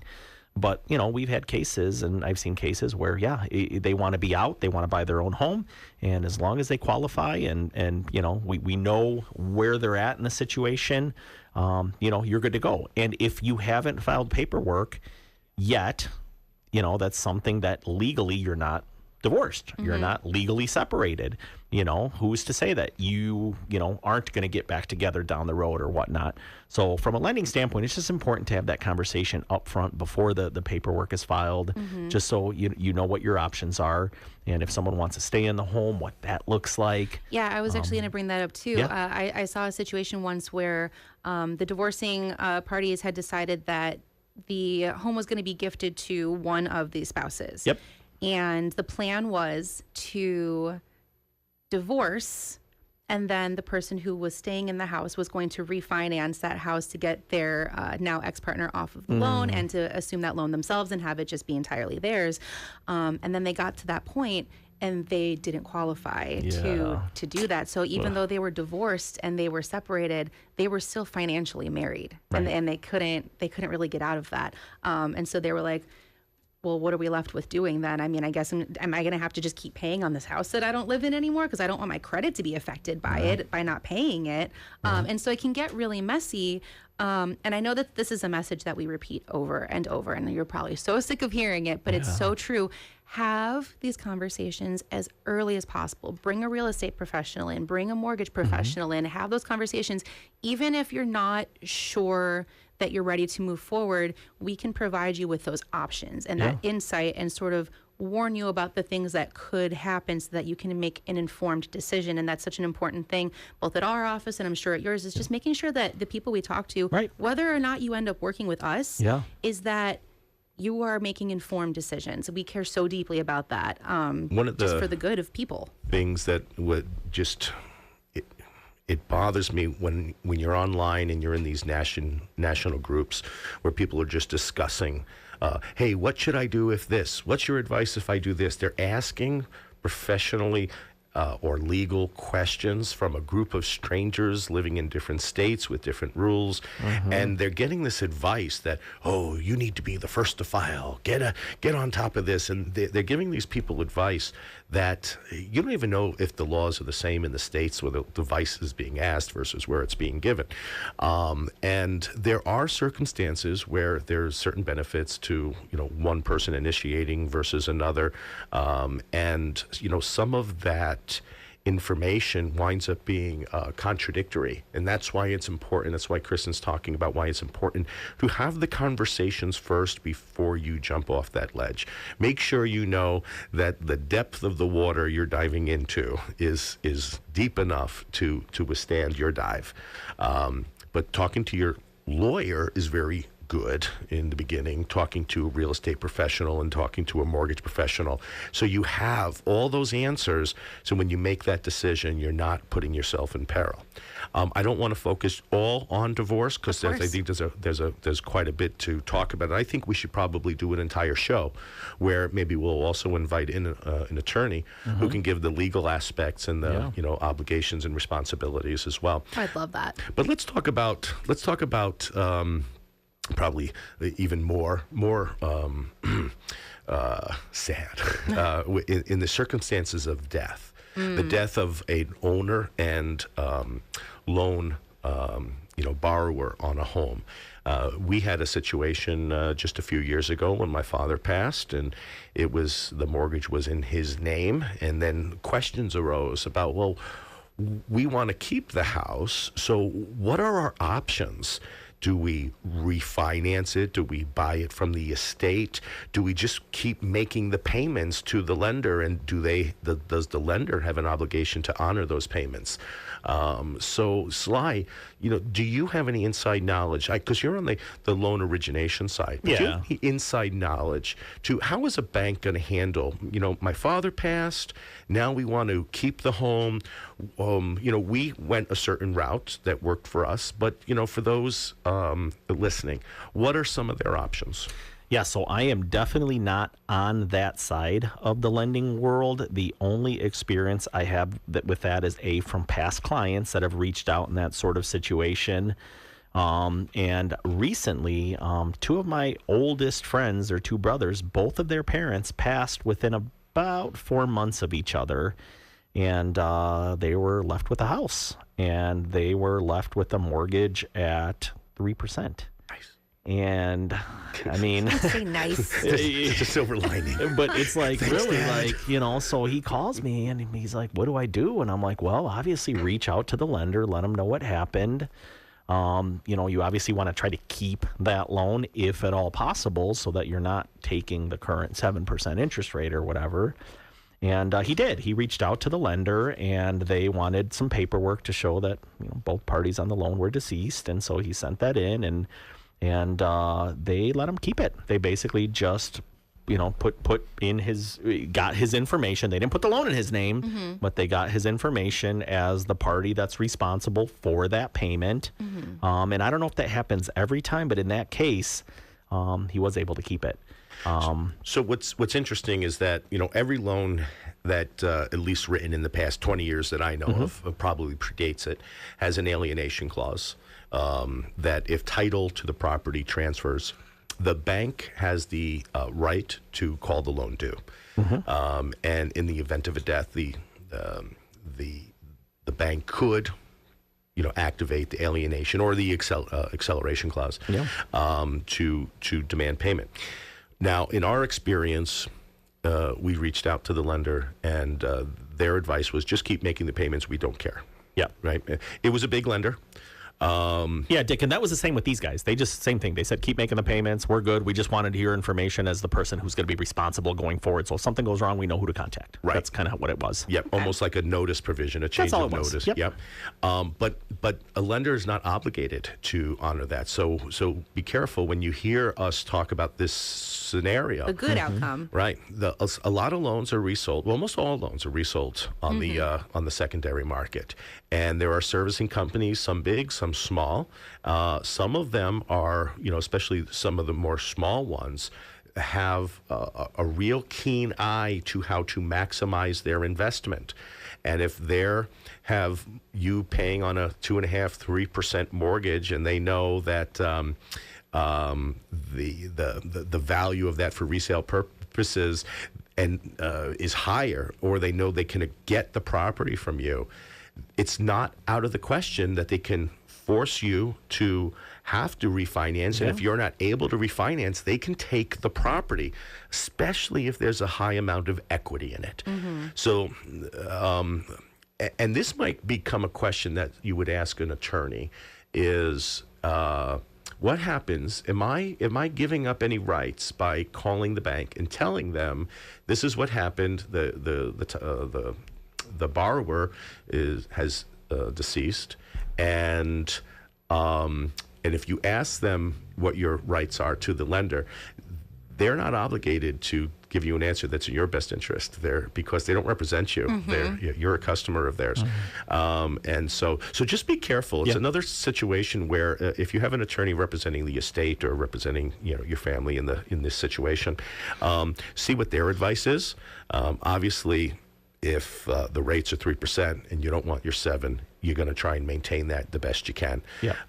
But on the bigger ones, it seems to be pretty straightforward that the big banks, they don't want the hassle of having to do any sort of foreclosure or reverse possession.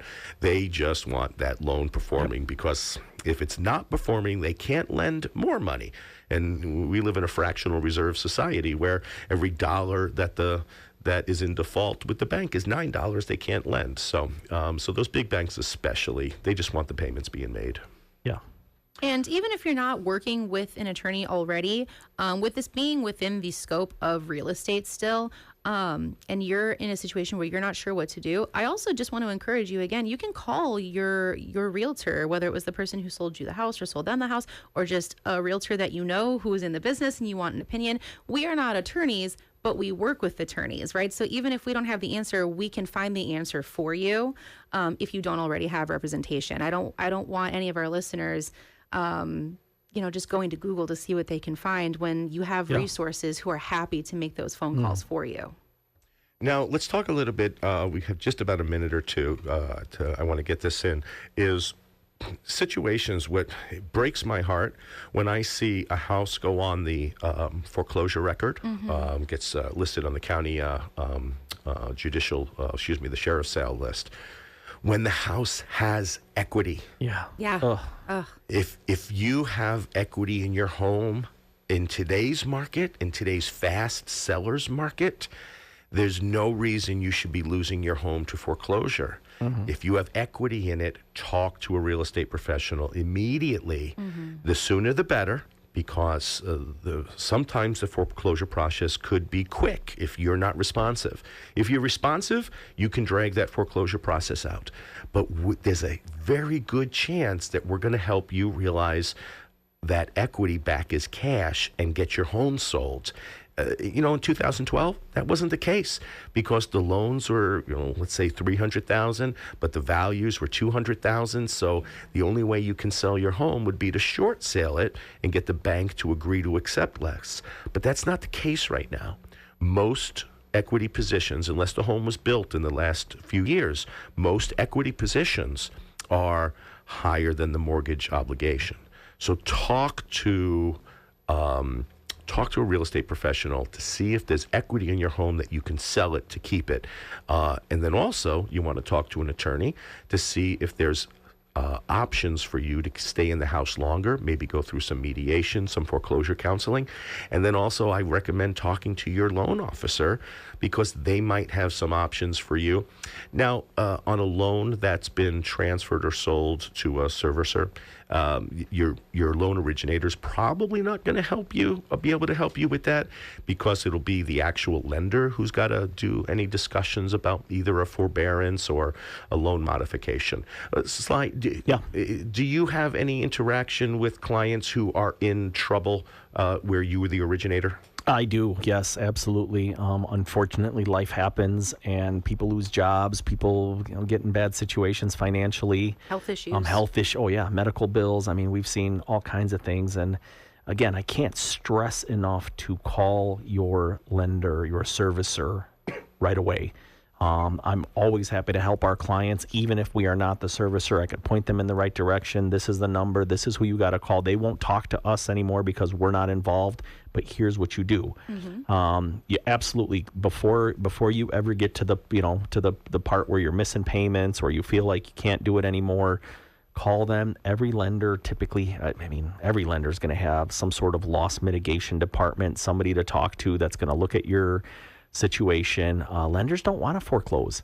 They do it out of necessity, but typically it costs a lot of money and a lot of paperwork and a lot of attorney fees, and nobody really wins in a foreclosure. So lenders are typically going to try to help you however they can, whether that's stretching out your mortgage, forbearances, or you add payments to the end of the loan, principal balances to the end of the loan. You want to do that before you get into a big hole. If you just miss payments and just think it's going to go away, it's not. Yeah, it's not. Absolutely. So, and that ball is just going to keep on rolling and getting bigger and bigger, and the fees will pile up and the extra interest, and so it's not in your best interest. Yeah, well, that too. Yeah. Then that's typically what follows. But reach out to your lender ASAP. Speaking of bankruptcy, actually, I have a question for you, Sly. Yep. In regards to, you said life happens, things Absolutely. come up, medical issues come up. In the event that a person finds themselves considering bankruptcy, is it the permanent black mark on your life that people tend to think it is? It's going to definitely affect you for a while. It's going to be on your credit for a while, but it's not the end of the world. So what does repurchasing eligibility look like post-bankruptcy? And is there a difference between Chapter 7 and Chapter 13 for that? Absolutely. So Chapter 7 is when they just wipe out all your debt. They look at it and they say, you can't afford this debt you have. So they just wipe it all out. Chapter 13 is where they look at it and they say, you make a good amount of money and you're going to have to pay a portion of it back. Here's a payment plan.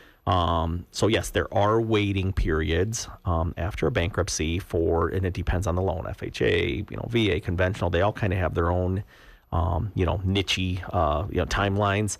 Typically, FHA is going to be the most lenient. So on an FHA loan, for instance, you can do a new FHA mortgage only 2 years after the discharge date on the Chapter 7 bankruptcy. That's a lot sooner than I thought. Yeah, it's only 2 years. And on a Chapter 13, they're really, you just got to show that you're making payments typically for about a year, and you could possibly, depending on your credit and reestablishing. Wow, before it's even discharged? typically, if you're as long as you could show that you're making payments for a year and you qualify with the bankruptcy payment and all that, yeah, they're pretty lenient. Wow. Okay. Whereas on a conventional loan, the timing is a little bit longer, typically about 4 years.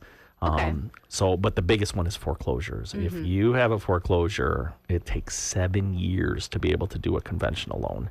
So bankruptcy is not as bad as a foreclosure in terms of being eligible for purchase one day. Correct. Foreclosure is the worst. When you lose your house to foreclosure, that's when you got to wait the longest. But even that, I mean, you could do an FHA loan after 3 years.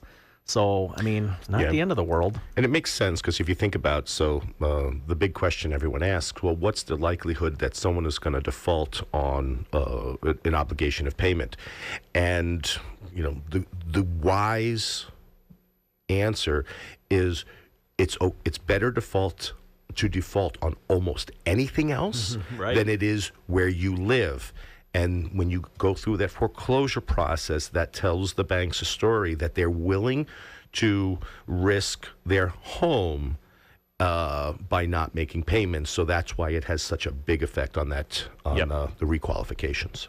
Right, yeah. And the other important part of this, which we haven't seen in a long time, but I don't know, Dick, if you remember after the 2008, 9, 10 crash, I know we always talk about this, the timing for the date that you could start timing is actually the judicial sale date. So it's not the date that you left the house or the date that you stopped making the payments.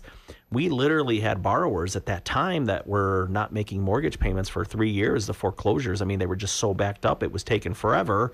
And then they would come and apply for a loan and say, "Oh yeah, my foreclosure happened a couple of years ago." Well, no, they sold it yesterday. They sold it like a month ago. Wow. And so we got very adept and smart at making sure we had the right information, and we would, get the information directly from the sheriff's sale. And so it's important to know those dates and when they actually start, and just so that you have the right, because the foreclosure process can take a long time. And it's just very important to know what those dates are. Yeah. Okay, I think another full episode could be, just discussing foreclosures, bankruptcies, and evictions. I think another good topic for when we have an attorney in the office. Yeah. We got one more break, and we'll be back right after this.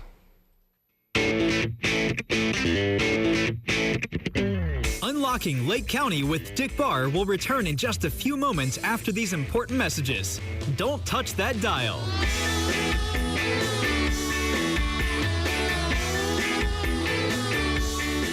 One station, all the hits. 98.3.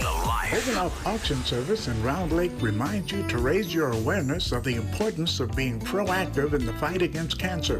Due to improvements in detection, treatment, and public awareness, deaths due to lung, colon, breast, and prostate cancers are being reduced. Cancer is a tough topic for people to confront, but if you take the time to be informed, you can greatly reduce your risk. This from Oganoff Auction Service in Round Lake, working to make our community even better. Remember, an ounce of prevention is worth more than a pound of cure. You're listening to Unlocking Lake County with Dick Barr.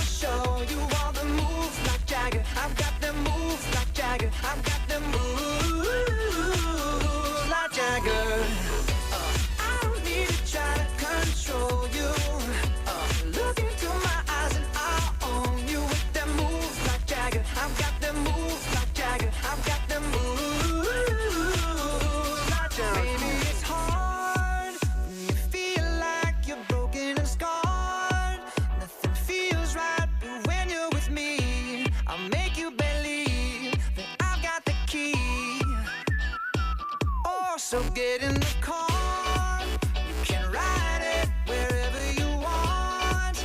Get inside it, you wanna steer, but I'm shifting gear. I'll take it from here. Oh yeah, yeah, and it goes like this. Take me by the tongue and I know you. Kiss me till you're drunk and I'll show you all the moves like Jagger. I've got them moves like Jagger. I've got them moves like Jagger. I don't need to try to control you. Look into my eyes and I'll own you with them moves like Jagger. I've got them moves like Jagger. I've got them moves like Jagger. You wanna know how to make me smile? Take control on me just for the night. Well, if I share my secret, you're gonna have to keep it. Nobody else can see this. So watch and learn. I won't show you twice. Head to toe, oh, baby, run it right. But if I share my secret, you're gonna have to keep it. Nobody else can see this. And it goes like this. Take me by the tongue and I know you. Kiss me till you're drunk and I'll show you all the moves like Jagger. I've got them moves like Jagger. I've got them moves like Jagger. I don't need to try to control you. Look into my eyes and I'll own you with them moves like Jagger. I've got them moves like Jagger. I've got them moves like Jagger. St. Gilbert's Catholic Church in Grays Lake reminds the class of 2024. Each year, over half of all traffic fatalities involve teenage drivers. During your prom and graduation festivities, remember, underage drinking is illegal. Driving while under the influence of drugs or alcohol is lethal. Drive with care. Don't take that dare. The life you save could be your own. This from St. Gilbert's Catholic Church in Grays Lake. For worship, they can be reached at 847-223-4731.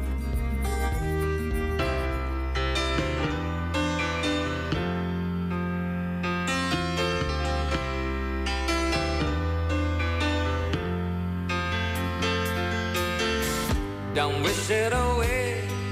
Don't look at it like it's forever. Between you and me, I could honestly say that things can only get better. And while I'm away, dust out the demons inside, and it won't be long before you and me run to the place in our hearts where we hide. And I guess that's why they call it the blues. Time on my hands could be time spent with you, laughing like children, living like lovers, rolling like thunder under the covers. And I guess that's why they call it the blues.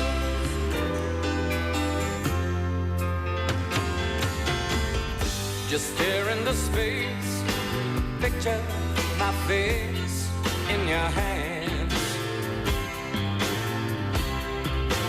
Live for each second without hesitation, and never forget I'm your man. Wait on me, girl. Cry in the night if it helps. But more than ever, I simply love you more than I love life itself.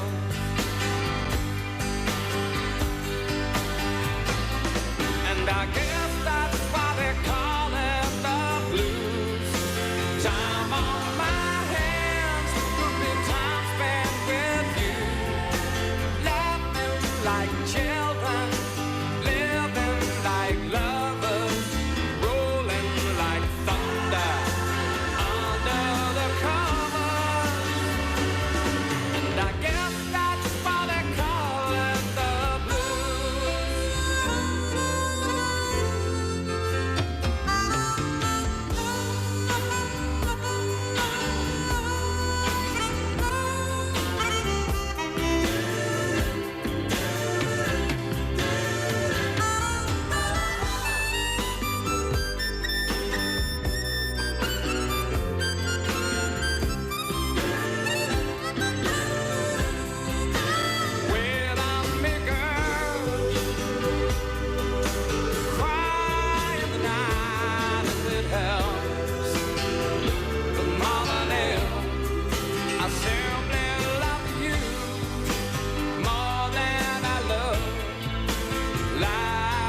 myself.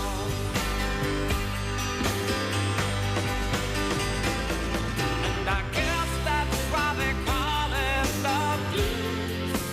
Time on my hands could be time spent with you. Laughing like children, living like lovers, rolling like thunder under the covers. And I guess that's why they call it the blues. My children, living like lovers. And I guess that's why they call it the blues.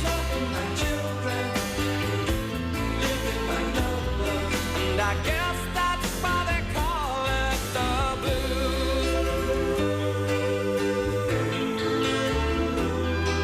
And I guess that's why they call it the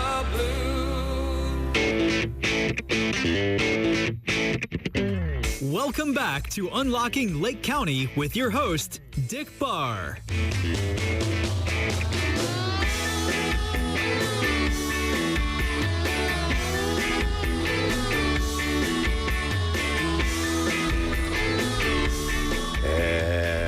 Welcome back. You're listening to Unlocking Lake County with Dick Barr and Kristen Kaufman. Say hello. Welcome back, everybody. And back in the studio again is our friend Sly Marinka of Cross Country Mortgage. Hello, hello. Great segment last half hour, guys. Yeah, that was a lot of fun. Real quick, Dick, I actually want to interrupt you. I wanted to point out a comment. So for those of you who don't know, we also have a Facebook live stream. And while we are live, I keep the live stream up on my phone so that I can moderate the comments and just be aware of any questions that are coming in real time. And we actually did have a comment that I wanted to share with you on the air. It is, they said, unrelated to what you're talking about, but very deserving. I wanted to thank you for your due diligence on the library. Oh, cool. Mm-hmm. That's awesome. Someone's listening. Yay. That's great. And for those who don't know, the Round Lake Area Library went out to a bond referendum for like $34 million to build a new library. I think some of the talking points put out by some members of their board were a little bit, they lacked some level of transparency. So we went out and we did some research. We found out, how much the taxpayers in that district were paying versus other districts. And had it passed, the residents of the Round Lake Area Library District would have been paying 40% more per year than residents of the Barrington Public Library System for people living in $1 million+ homes. And you say we, but I really want credit to be where credit is due. You, Dick, did a really, really good job of making that information widely available for people to find and see. Thanks, I appreciate that. That's because I have a very big mouth. Well, sometimes that's good. Communication's never been a problem for me. It's my communication's been a lot of problem for a lot of other people. Well, speaking of communication, we have me. a lot of questions that have been submitted, and we want to make a point to get to some of them. So, Dick, are you cool with me jumping into some Q&A? Go for it. All right, great. So the first question that was presented, it's kind of a silly question, and I think the intention was to just kind of be funny, but I think it's an opportunity to highlight a myth that a lot of people think, and I want to give you a chance to just get to that. So the question is it a problem, and do I have to disclose if my house is haunted? Okay. So the answer is no. Well, is it a problem? Yes. Sure. If your house is haunted, that's definitely a problem. And I would just, you might want to watch the Exorcist movies to see how you get rid of the ghosts. But we actually get that question a lot is, do you have to disclose? Not about ghosts. That's not the question we get a lot. Yeah, it is. About ghosts? Oh, yeah. Do I have to disclose if my house is haunted? Really? Absolutely. Okay. I get a lot 100%. of, do I have to disclose if someone died here? Or like buyers will ask, do they have to tell us if someone died here? Yeah, so that question comes up, but believe it or not, you'll be shocked at how many people have said, I think my house is haunted, do I have to disclose that? Wow. And the answer in Illinois is no. It's not a disclosable issue. But oddly enough, in some other states it is. What? Yeah, so No way. In California, if there's been a death in the home, especially a violent homicide, Okay. or if there's a haunting, it is disclosable. Look it up. Google How do they it. quantify that? Yeah, I was just going to ask, like, how do they determine what is The wind blew considered the a door shut. haunted experience? I don't know. And I'm going to need to look in. I need to know that. Well, yeah, Google it to see. I will. Do a live fact check on me.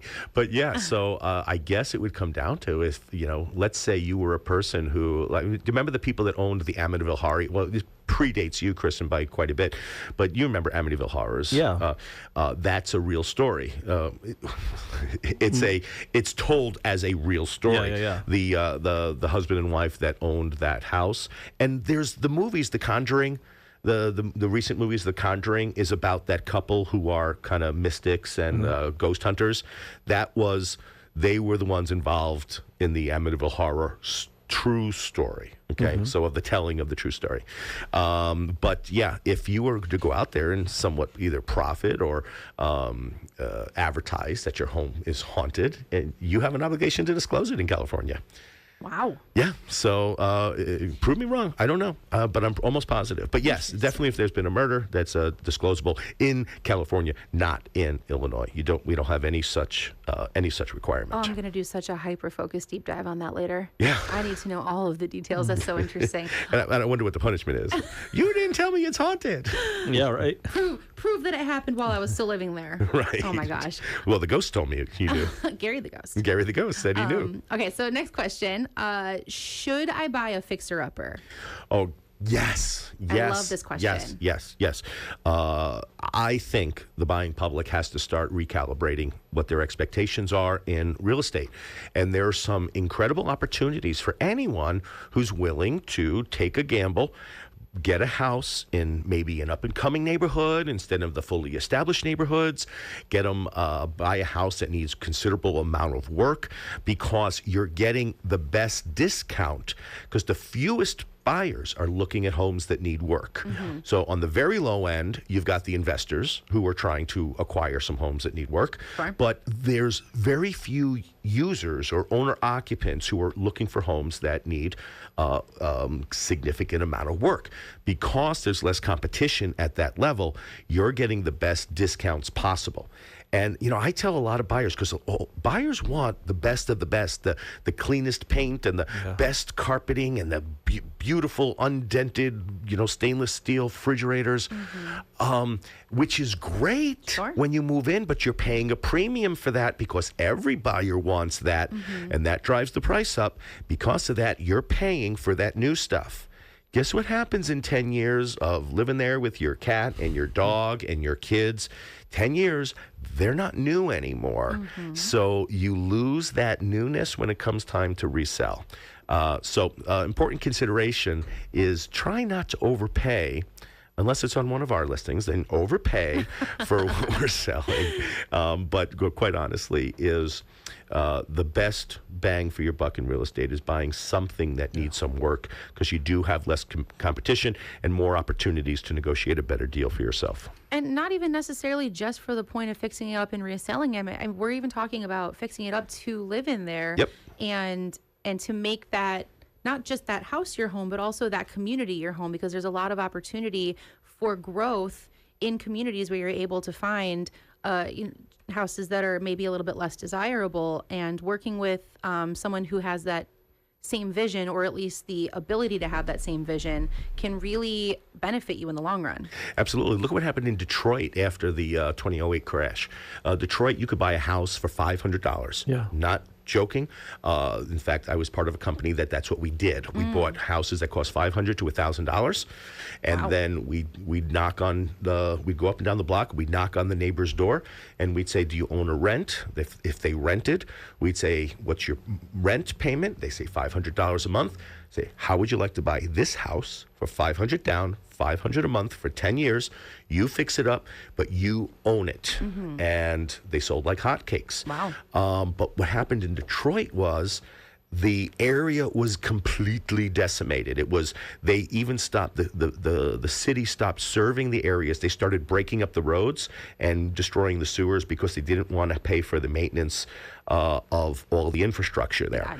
So what you had was people were buying entire blocks They were getting together of groups of family and friends, and they would buy entire blocks, and they made nice communities within the decaying portions of Detroit, but they were in it for hundreds of dollars. I literally just got goosebumps. What a cool thing to do. Yeah, absolutely. I mean, at that point, you're essentially like designing your community and being like, I'm going to make this suit our needs. And currently on the news, you could actually buy a house in Baltimore for $1. I have it pulled up right here. Oh my now, God. you do have to move into it within a year, and you have to have at least $90,000 liquid verified to renovate it. Okay. So for $1 in the city of Baltimore, you could buy a city-owned property.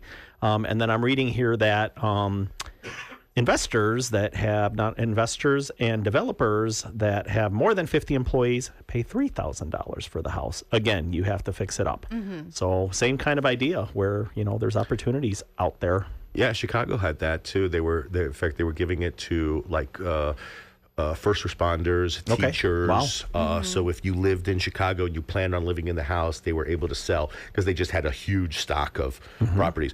There was a time when Chicago had, it was called the fast track to demolition, where they would tag the property. And if the property wasn't brought into compliance within 30 days, they would send out the steam shovels and poop, Oh my goodness. knock the house down. Yeah. And it happened. Yeah. There was it was called demolition court, and a lot of properties that our investors would buy, they had to go to make sure that it wasn't in demo court, and if it was a big problem. It was very hard to get a property out of demo court. They stopped doing that after some lawsuits when they knocked some buildings down that were in the middle of a sale, and some buyers who bought buildings or thought they bought buildings actually bought lots and didn't find out until after closing. Wow. So a couple of those lawsuits. Doesn't take many for those to go away. I think we got time for one more question, Kristen. Okay. So the next question actually, I think, rolls into the conversation we're already having, which is how important is location when buying a home? It's the most important thing. The most important thing. Yep, absolutely. The location. I always recommend that the buyers buy the worst house in the best location if they want value, future value, and potential further equity, versus buying the best house in the worst location. It's obvious. You might like all of the bells and whistles and new technology that goes into that new home, but you're paying a premium for it. So it's And you're going to be capped when it comes to reselling, I assume. You'll be, because some things can be overbuilt for a neighborhood based on just appraisal purposes. Yeah. Absolutely. Okay, anyone have any final thoughts? Kristen? We actually have a comment here.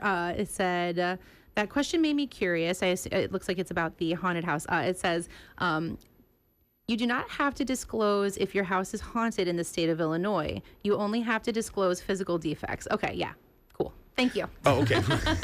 Right, physical defects. I was yes. reading it in real time. Oh, okay. No, that's good. That's quite. But good to know. You don't have to disclose in Illinois. Nope. Right, don't have to disclose haunts, ghosts. Yeah. Only ghosts. Ghosts and murders. A secret. Yep. They can be a surprise. But yeah, I'm sorry. So if that's not clear to anyone, 100% you have to disclose material defects. And that's everything from, plumbing issues, electric issues, roof, flooding. And in fact, my favorite disclosure on the disclosure form, do you know what it is? The last question on the... about meth? Yes. Yeah. Has your house ever been used for the manufacturer of methamphetamines? Absolutely. I did just have like a parting word though. Yeah. The whole general theme of today's episode was about hardship, and anybody who's listening to this because they're enduring any sort of life transition hardship, or just something to keep in mind for the future. The main takeaway that I want you to get from this is that A, there's always going to be some options for you, and B, it's okay to reach out to the professionals who have some answers for you. We're always happy to answer them. We're in the business of people for a reason. We want to be helpful. Yeah, thank you for that, and I agree. And that's why did you catch my song choice at the break was "Sad Songs" by Elton John. How about you, Sly? Any parting words? Yeah, absolutely. People are always there to help. So reach out to the professionals and just get solid information. Don't just ask your neighbor or ask your friend on Facebook. Yeah, it is what it is. Life happens, man, and there's no shame in reaching out for help. So important to do that. Great. Thanks you very much for joining us for another episode of Unlocking Lake County. I am Dick Barr, and we hope you have an awesome week. That's a wrap on today's episode of Unlocking Lake County with Dick Barr. Thank you for joining us on this journey through the heart of our community, exploring the ins and outs of real estate and meeting the people who make Lake County truly remarkable. Remember, every property has a story, and every community member holds a key to unlocking our county's full potential. Don't miss out on discovering more hidden gems and expert insights. Make sure to tune in every Wednesday at 12 noon for another episode of Unlocking Lake County with Dick Barr. Until then, keep exploring, keep dreaming, and keep unlocking the possibilities that await you in Lake County. Thank you for listening, and see you next week.